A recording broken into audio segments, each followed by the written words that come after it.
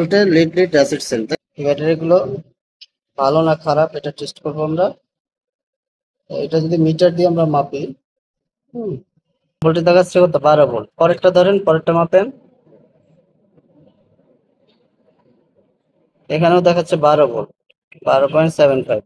এরপরে ব্যাটারিগুলো মাপেন, এখানেও দেখাচ্ছে 12.27। আচ্ছা এরপরটা দেখেন, এটা 12.72। অর্থাৎ এই ব্যাটারিগুলো প্রত্যেকটাই 12 ভোল্ট আছে, অর্থাৎ প্রতিটা ব্যাটারি ভালো। কিন্তু না, এটা মাপতে গেলে আমাদেরকে এই যেরকম একটা লোড লাগবে, 12 ভোল্ট 50 ওয়াট। এই লোডটা দিয়ে মাপতে হবে। দেন এই লোডটা দেন, মাপেন। এই লোডটা মিটারের সাথে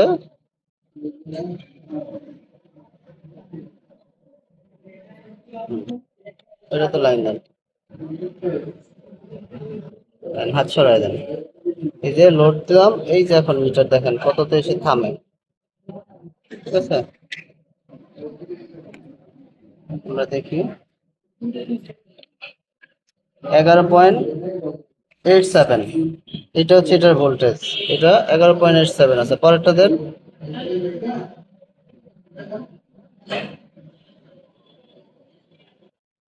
এটা হচ্ছে 12,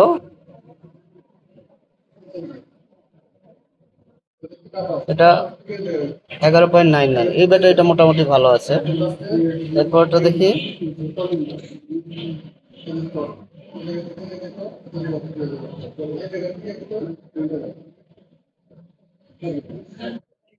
এটা হচ্ছে 8.5, 8.4। পরেরটা দেন,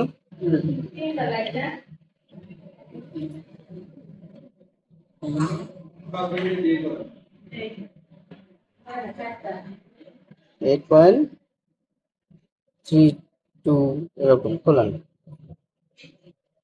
তার মানে হচ্ছে ডিসি ব্যাটারি চেক করতে গেলে আমাদেরকে অবশ্যই লোড দিয়ে চেক করতে হবে। তার মানে এই দুটো ব্যাটারি খারাপ, এই দুটো ব্যাটারি মোটামুটি ভালো আছে।